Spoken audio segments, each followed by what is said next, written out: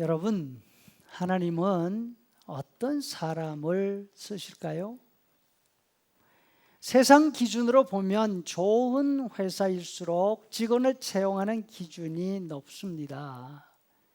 국가 경우도 보면 높은 자리일수록 요구하는 조건이 많고 까다롭습니다.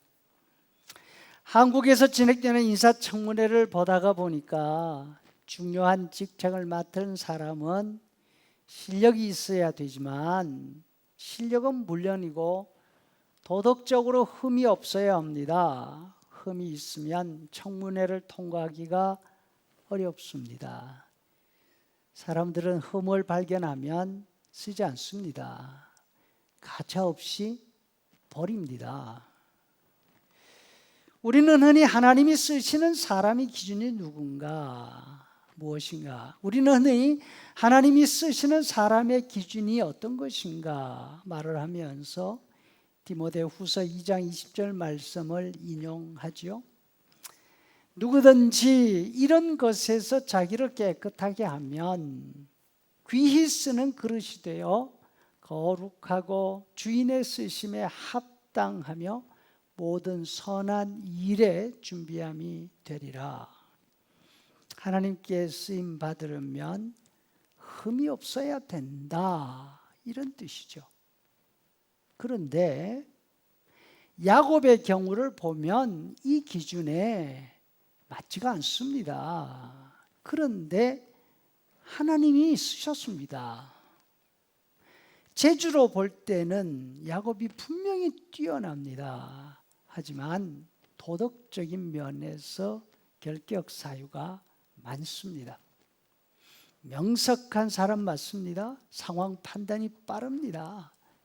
상대가 뭘 필요로 하는지 정확하게 읽어냅니다. 문제는 이 명석한 재주를 이용한다는 데 있습니다. 무엇을 위해서? 자기 이익을 위해서. 집안에서조차 그랬습니다. 배고픈 에서 사정을 이용해서 장자권을 뺐습니다. 눈이 어두운 아버지를 속여서 장자 축복을 받습니다. 여러분이라면 이런 사람을 좋아할 수 있겠습니까? 이런 사람을 믿고 일을 맡길 수 있겠습니까? 아마도 열이면 열 고개를 흔들 것이라 생각이 됩니다. 야곱은 집에서도 쫓겨나고 외가이자 처가인 라반의 집에서도 같이 살 수가 없었습니다. 당연하죠. 그런데 이렇게 모든 사람이 다 싫어하는 야곱을 버리지 않으신 분이 있으십니다. 여러분이 생각하는 대로 바로 하나님이십니다. 야곱은 하나님께도 고분고분하지 않습니다. 맞서 싸웠습니다. 사실 야곱은 지금 하나님과 맞서서 자기 주장을 고집할 처지가 못 됩니다. 외삼촌 라반과 사이가 틀어져서 도망쳐 나왔지 않습니까? 야곱에게 속은 것에 화가 난 라반은 무려 7일 길을 달려서 그 뒤를 쫓아왔습니다. 하나님의 도우심으로 라반의 복수의 칼날을 피했습니다. 그런데 또 다른 문제가 생겼습니다. 20년 전 자신이 속여먹은 형 에서가 자기에게로 지금 오고 있는 것입니다.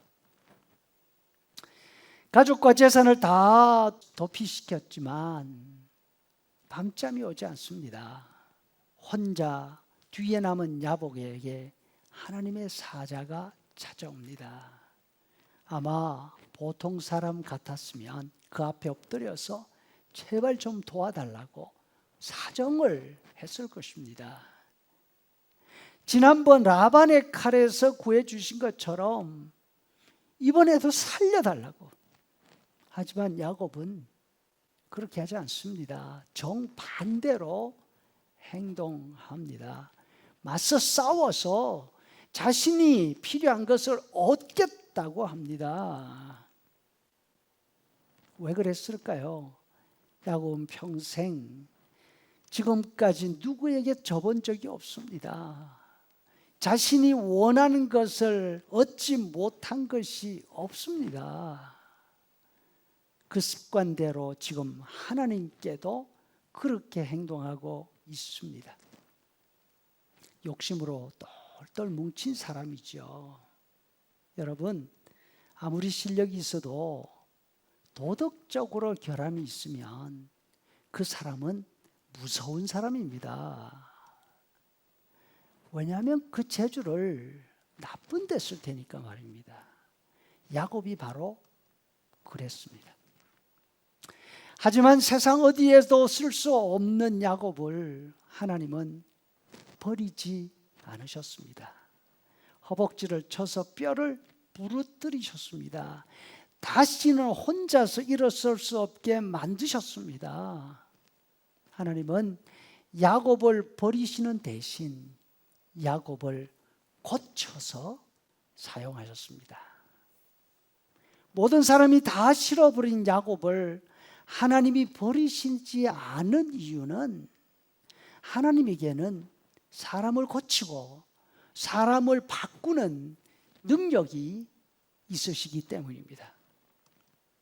야곱같이 허물 많고 자기밖에 모르는 우리를 하나님께서 지금도 붙들고 계시는 이유도 바로 여기 있습니다. 하나님은 우리를 고쳐 쓰실 것입니다. 이것이 우리를 향하신 하나님의 지극하신 신실하신 은혜인 줄로 믿습니다.